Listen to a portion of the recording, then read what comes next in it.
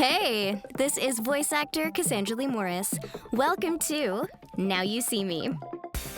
I've voiced hundreds of characters for anime, video games, and animation, and I realized people know a lot about the characters I play, but very little about the real me. So, I started this podcast to pull back the curtain on my life, share more about myself, and what I've gone through. Along the way, I'll be interviewing guests, some well-known and others behind the scenes, to dig into their lives and find out what they've overcome to achieve their artistic goals. I hope this podcast will enlighten and inspire you to live your best creative life. Together, we'll all learn that there's more to someone than the stories they tell. Hey guys, welcome back to another episode of Now You See Me, podcast hosted by me, Cassandra Lee Morris. Today, I'm so lucky to have a prolific voice actress with me today. Prolific. Who also happens to be a good friend of mine. This is Michelle Ruff. Hi. Hello, everyone. Yes, she's amazing. She has been in Sailor Moon, Bleach, Sword Art Online, Resident Evil, Lupin the Third, Persona, like almost every Persona, I would say. Gurren Lagann, like, so many credits. Your IMDb is just amazing. And yeah, you've been doing this for like 20 plus years? Yeah, 25 years. Wow. Yeah. Yeah. Long time. Yeah. So you're very, very experienced, which we love. Yeah, so I got a few years under my belt. So we last hung out this summer at Anime Expo for the Sword Art Online 10-year anniversary panel. Yeah, oh my God, that was crazy. I know. I can't believe it's been 10 years. Neither can I. I'm like, where did the time go? Whoa. Yeah. It's like a mark for me, like of, oh wow, I've been in LA for this long. Is that when you got here, like right before Sword Art started? Yeah, right before Sword Art. 2023 will mark my 13th January in LA because I moved here in January like 2010. Wow. Yeah. Yeah. I didn't realize that you were like so fresh. Well, I was in New York before doing my thing, and then I was like, if I move to LA, I might get more work. And did you? I did, yeah. Yeah, I mean, you're from Detroit. I'm from Detroit. From the Midwest. So, and you were working in Chicago before you moved out to LA. So I feel like it was kind of like the same thing where like we were working in our markets because there is a market in Chicago and in New York. There is, but like barely. Yeah, it's a smaller market, smaller pool. It's much smaller. I mean, I was literally doing like industrial films. Yeah. Voices for toys. An occasional commercial. Yeah. And that was like it. Yeah. No, I get it. I mean, there was stuff in New York for sure, but I wanted to do more animation video games. And so that's why I moved out here. So you knew you did. Yeah. See, when I came out here, I had no clue that there were like video games, anime, looping, all of that stuff was foreign to me. I had no idea that existed. And you just like stumbled your way into it. Well, to put it, I never want to say it was so easy. I didn't stumble my way. I definitely didn't stumble my way into it. I started looking at back in the day. There was a paper called Backstage West. Yeah, I used to get auditions from there when I was little. Is that still around? It is in online format. I don't know if they still print the paper. They don't print it anymore. Yeah, no, it's definitely online. Yeah, Backstage, that's where back in the day we used to get all of our auditions from. Yeah. Especially if you didn't have an agent yet. Which I didn't right away. But so you had to hustle. I had to hustle, so I answered an ad in Backstage West for a looping class. Oh, wow. Yeah, this was like way back. I wasn't even in SAG at the time. Mm-hmm. And just looping, FYI, is like background voices in TV and film. Feature film. Yeah. So it's like you barely even hear it. It's not a main. Yeah. I mean, sometimes it depends on the show. Yeah. Like I have worked on shows where the background becomes like another character. Oh, yeah, for sure. But like, it's not like, in a principal character. Yeah, it's not like a persona like playing a main character, a Sailor Moon like playing a main character. Right, It's different. right. Yeah. So I answered an ad there, and I started working for this lady who was casting, and she Taft-Hartley'd me, and I literally met a bunch of people in the voiceover world from that, like Richard Epcar, Michael Storich, Steve Kramer. I don't know if you've ever worked I've heard with the Steve name. Kramer, I haven't. Yeah, but I know the name. Yeah. who got me into like the whole dubbing thing. And I answered another ad in Backstage West for Bang Zoom for an anime project. Nice. Which is how that whole thing started. And the rest is history. The rest is history. But I mean, was it easy? No. No, it never is. I was pretty aggressive back then. Yeah. Yeah, I feel like you all have to be. But kind of segueing into, we were having like a really interesting conversation backstage at the Sword Art Online panel. Yes. And it was about ageism and ageism kind and of like voiceover. Yeah, and how to navigate that in the industry. Yeah. And it's interesting because I started off doing a lot of on-camera work, like commercials. I did a pilot, I did a film, and even when I was like 20, I would be working with adult actors or even younger, and I would kind of see like what they were going through and how as they got older, their work changed or it just wasn't enough. And also at the time, like there were so many like really terrible messages from the media about like what a woman should look like. And it seemed like everybody was like the same body type and like the same age, like young and beautiful and like super skinny. And I think it's gotten better. It's gotten better, but at the time I was like, I don't know if I want to deal with this. Yeah. So that's one of the reasons I went into VO. Because I was like, being behind the camera, I might have a longer career, and then I don't have to deal with like what you have to look like, body image issues, and like not like I wouldn't book stuff because like I didn't have blue eyes or something, and I was just like, or you weren't thin enough, or whatever you were, wasn't tall enough, or had like the wrong, too pretty, like, not pretty enough, like make up your freaking mind. Yeah, and that kind of stuff would drive me nuts. So I was like, if I go into voiceover, none of that will happen. But I don't know, like now, all these years later, I don't know. Well, so, I have to tell you, I never really thought about it when I was starting out because I was the new girl. And being the new girl and being young in the VO business was really embraced. Mm-hmm. So yeah, and I think to a certain extent, it kind of still is. Still is. If you're talented as well. Exactly. Yeah. I mean, yes. Especially with anime and dubbing because it's such a specialized skill. Mm-hmm.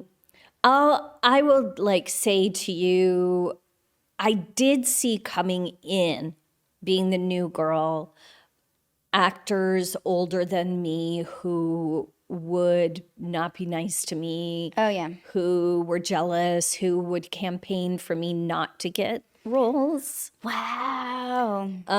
So that happened when I was younger. Yeah. Which I would never do to anybody like now. But I see now being in that position that what happens, and I've seen it over the years with anime, you're the new girl or the new guy, right? I think it happens more with women, unfortunately.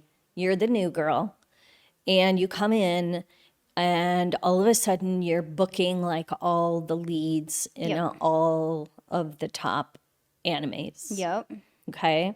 So that happened for a while. Like I booked some pretty hefty roles. Yeah. I was booking hefty roles there for a while. And then all of a sudden it started to sort of taper off. And I felt it. Like, I don't know if it's like people know, how, like, oh, well, she turned such and such an age. So, you know, producers are looking for a younger sound. But I feel like my sound is still young. Mm-hmm. But I guess in like anime, old is like 30. Oh, I know. The characters are all like 14. You're like, okay, well, she's an older woman. And then it says 30. And I'm like, that's not old. It's barely middle age. Not even. Not even if you're healthy. Exactly. Middle age now is like 50. I know it could be. Science. Oh my God. So, yeah. So I started seeing that I'm not offered parts that I used to get offered or even auditions. Like I'm not even given a chance to audition. So it's like, man, okay. I see how it's happened. And it's just, I guess, a part of the way things have just happened in anime. So would you say that that's unique to anime? Or have you seen it in like video games, animation, looping, things like that? I think across the board. Okay. Yeah, it's been across the board. Looping, it was, producers want to see, like if you're going in to do college stuff, producers want to see real college age kids. Yeah. They don't want to see your face. Like basically, I've been told that before by a casting director. Wow. Yeah. And I'm like, damn, that is so harsh. Yeah, it's... I feel like I have experienced the same thing in anime for sure. But I was wondering, and we'll never know, obviously, because we are not privy to casting director rooms or what they're thinking. Conversations are. Yeah. But I thought maybe it was, I have had X amount of roles. Am I overexposed now?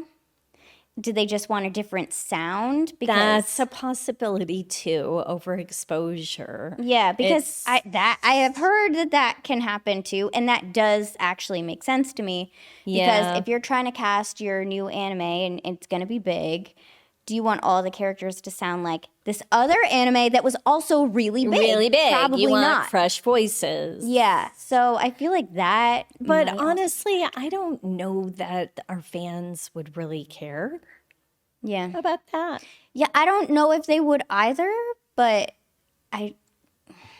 again, we don't know these like behind the scenes decisions that people are making. This is true. And also it's like, okay, you're saying, do they want new sounds? But for me, and I don't know about you, but I like for a while was like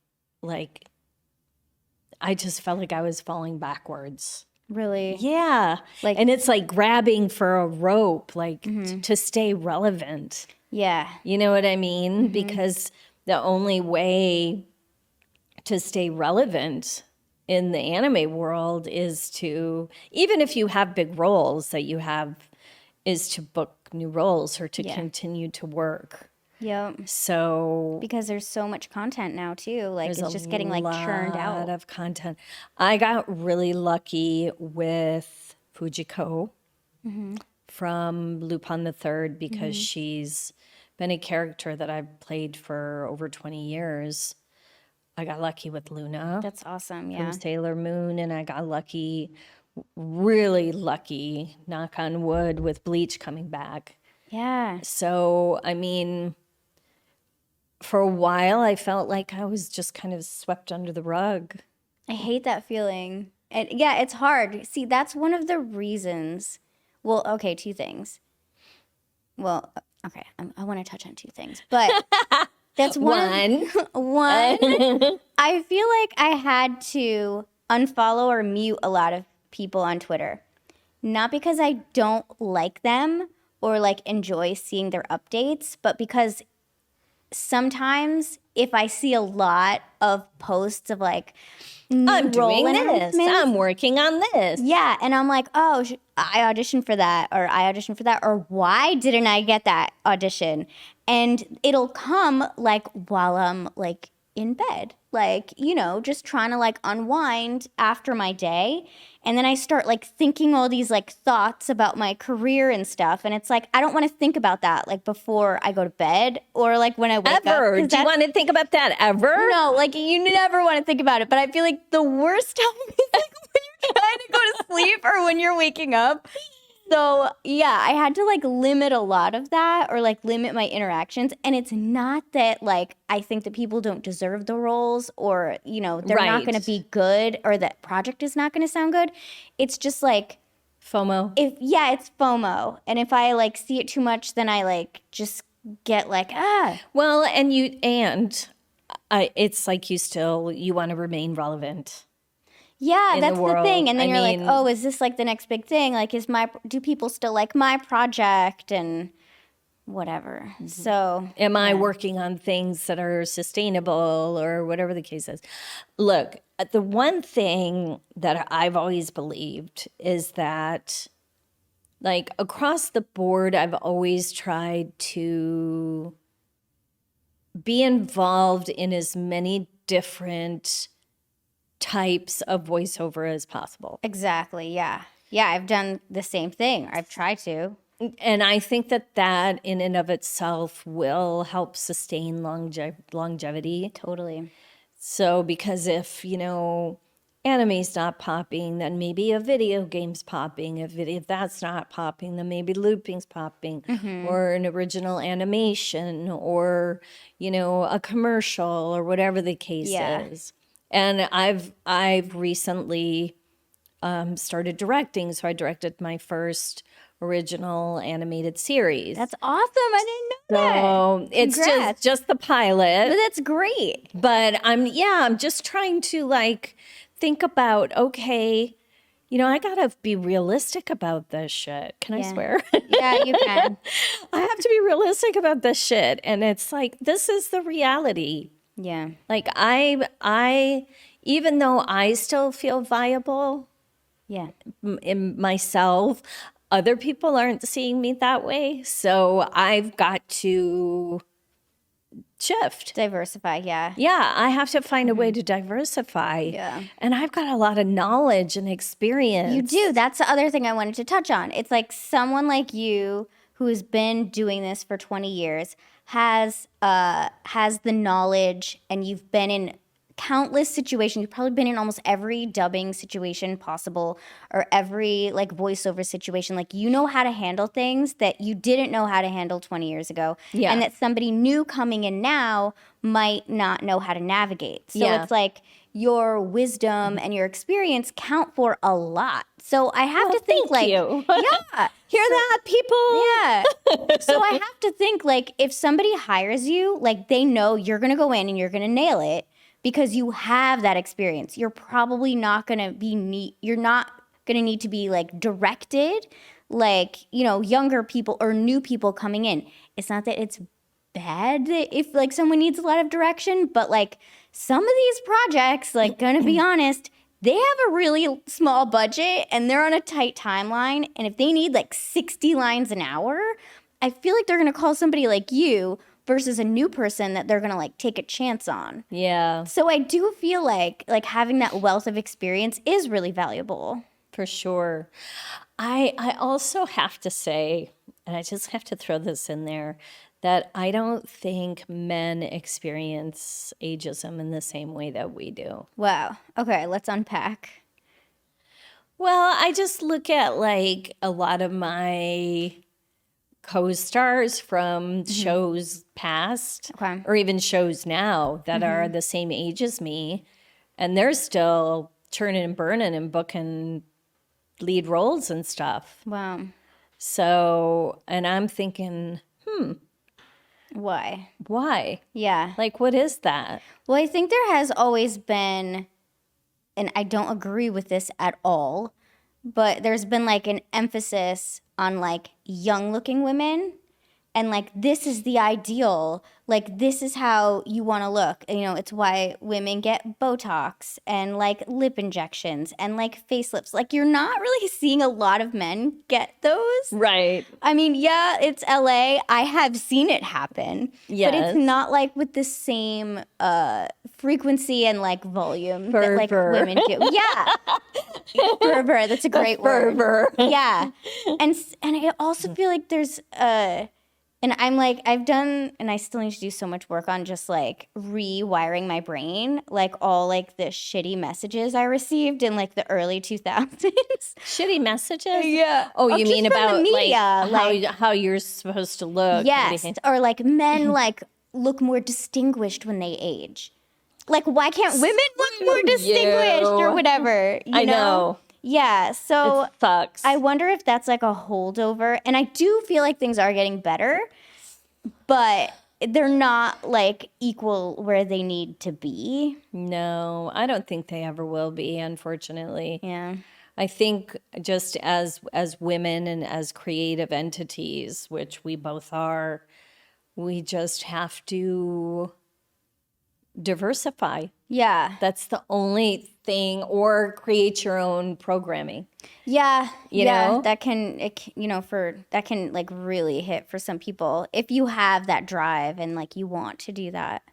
But like, what are some of the other ways that you have kind of like dealt with this? You said you started directing and like making sure you work in all areas of VO. Yeah. And I had to, because I started really getting anxiety about it, like bad anxiety. Yeah. And I was like, okay, I need to get a handle on myself because this is not serving a purpose. Like it doesn't serve a purpose to get anxious about something to the point where it's affecting your quality of life. Yeah. Which it was starting to do. And, I would get upset. I would be upset about it. And then I was like, you know what?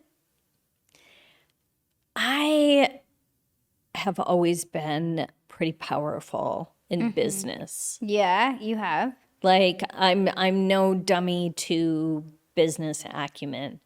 So I literally had to kind of regroup myself. I know it sounds kind of, simplistic, but I just thought, you know what? I'm not going to feed into whatever constructs the industry has put in place for women who are getting older. Yeah. I'm not going to buy into it. I just had to kind of like pump myself up and be like, okay, I'm a powerful being. Yeah. And I'm talented and creative. And just because I'm a little bit older doesn't mean that I'm less of any of that. No. So I kind of had to push that aside because it is pervasive and unfortunately it's there, but I'm trying not to pay as much attention to it. That's smart. And also, like, I just want to point out, like, when you said you were starting your career, you were like really aggressive about it. And look, this is not an easy career to have, let alone for 20 years. Yeah. So, like, just the fact that you've had this longevity, like, I feel like whatever you would want to do next, like, you would take that same tenacity and aggression and, like, make that happen as well. Thank you. Yeah. And that's exactly what I plan on doing. So, yeah, it's like, actually, I was talking with my husband about this. I don't know if it was Kobe or Shaquille O'Neal. He watches like all of these basketball star shows on Netflix, and they all have this like, their mantras about how like their success in sports has translated into success in their lives. And Eddie came to me one day in the midst of my anxiety. And he was like, look, your success it's not contained to one thing. Yes. Your success, the success that you've had in your voiceover career is the same success that you're going to have in whatever you put your mind to. Absolutely. I 100% agree with that. And I was like, yeah, like this. I timed that. Yes, you did. And if you're listening and not watching, we have this background that just kind of like exploded a little bit, and it was a really nice moment. Yeah. And it's really pretty and blue. Yeah. And like, it's a moving background. yes. Anyway, I love that Eddie said that. I just love Eddie. I've worked with him as an engineer, and he is so pro, and he's also just like a very sweet man. He is. So, yeah. He is. Yeah, you guys are so cute together. Oh, thank you. He's been super supportive. That's awesome. Yeah. Yeah. I think I probably would have fell apart if it wasn't for him. Aww. I know. Oh my God, Eddie. Well, it's like, you guys probably prop each other up. We do. So, like, if he's having a rough time with something, I'm sure you kind of step in. Yeah. Yeah, I'm the voice of reason Yeah. when he's having a mental breakdown. Do you guys find, okay, this is something me and Steve, my husband, sometimes we like quote unquote switch roles where like I'll be super anxious about something and he'll be the one like calming me down or like just being like, look at this objectively, or like, no, this like that's black and white thinking, like nothing is black and white. And then like 2 weeks later, he'll be having an issue. Totally. And I'll be the one to be like, but remember what you said. Yes. Let me explain. Yeah, I feel like we trade off. We call it like switching roles. Absolutely. Like, usually he is the more calm Zen one. And I'm a little more like, all right, we got to get this done. Like, what's happening here? I need a list. But every once in a while we switch and it's like Twilight Zone. All right, I would not expect you to be like, we got to get this done. We need a list. I mean, we get things done, but you don't seem like a list kind of person. That's so funny. Like, people will say that about me. Like, Tara, my friend, she's like, you're so not type A because I'm type A. But if you put me next to Steve, I look really type A. You're super type A. So I think Steve is just like ultra zen or something. Like, one of us has to be the, all right, let's get this done, Let's go. Now. Let's go. Let's go. And it's not that he wouldn't get it done. It's just, I think it needs to be done faster. Yeah. Oh, my God. That is funny. I'm definitely not, like, I'm a Virgo Libra cusp. We're going to talk about horoscopes for a second. Okay. And I'm supposed to be like super detail oriented and organized, but my organization is like an organized mess. Yeah. I mean, that's one way to do it. Yeah. So I'll have like a stack of papers. Yeah. And I know within that messy stack of papers, like what's in there and where it is. And if it gets moved, I'm like, don't move the pile. And he's like, well, it was a pile. Like, it's just a pile. And I'm like, it's not just a pile. Yeah. I feel like that is usually the kind of organized I am too. Like, I'll have stuff organized, but it'll be like, oh, I shoved everything into this manila envelope. Like, it's not like organized by like date and color coded, but I know what's in the You know it's there. Yeah. If I need it, I know which envelope it's in. Exactly. That's my point exactly. So wait, what is Virgo? Is a fire, water, air? Virgo earth? is an earth sign. Oh, okay. Yeah. So are you like kind of more grounded, would Yes. you say? Yeah. Okay, so I'm Aries, I'm a fire sign, and I'm completely like, that's me. And Eddie is a Cancer, so I always tease him. I call him Crabby Cancer. Wait, is that a water? Water. Yeah, Steve is a water too. Yep. Yeah, I feel like they have something in common. For sure. Is Eddie more like emotional? Totally. Yeah, so is Steve. Yeah, it's the water signs. And I dated a Pisces before Steve as well. So I feel like I've just spent like a decade plus with Pisces men. With water signs. Yeah. And I'm like, all right, I know what's I know what this is. Yeah. But I'm really like, I'm trying to I should learn more about like astrological signs. Being in LA, and also I just, I like all that stuff. But I'm mostly an expert in Aries because it's me. Because Pisces, it's you. because I hang out with so much of them. Libra, because my mom is a Libra and one of my good friends is a Libra. Well, I'm Libra cusp. Okay, so yeah. I definitely straddle the signs. Do you find yourself being like, that's not fair? All the time. Yeah, all the Libras I know are like, that's not fair. Because they're scales. Like, they're it's not. I have like a thing with being. I won't say that's not fair. I will say it needs to be fair. Yeah. Or right. You're concerned with like justice. Exactly. Yeah. And like fairness. Okay. But I won't say that's not fair, like in relation to me. You know what I mean? Yeah. No, I get it. But you could point out like an injustice and be like, totally. it really bothers you. Yeah, that sucks. Yeah. And I hate it. Like, I hate seeing like animal shows where animals get hurt, or like lions attack a baby elephant, that's not fair. It's nature. If it's lions attacking a baby elephant, that does suck. But that's how I justify. I'm like, that's nature. But if it's a poacher, I'm like, no. Well, no. Yeah, that's definitely not fair. Not into that. No, we're not. Michelle is a friend of mine, and we had so much to talk about that I split our conversation into 2 episodes.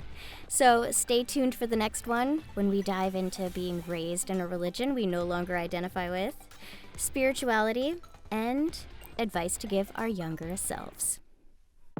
Thank you so much for listening to Now You See Me. If you found value in this episode, please consider donating to the podcast to show your support. This podcast is fully self-funded, from the studio rental to recording to the editing to the graphic design to the distribution platform. All of that costs money, and every little bit helps. So, there is a link down below in the show notes where you can send a donation in any amount at all. And like I said, anything really helps. Also, please follow, like, subscribe, and leave a 5-star review with your feedback. It really, really helps out me and the pod, especially as we are just getting started. Thank you so much for being here and for your support. Video and audio editing by Crisp. Music by Steve Shebby. For collaborations or ad requests, email booking.cassandraleemorris@gmail.com. Thanks for listening.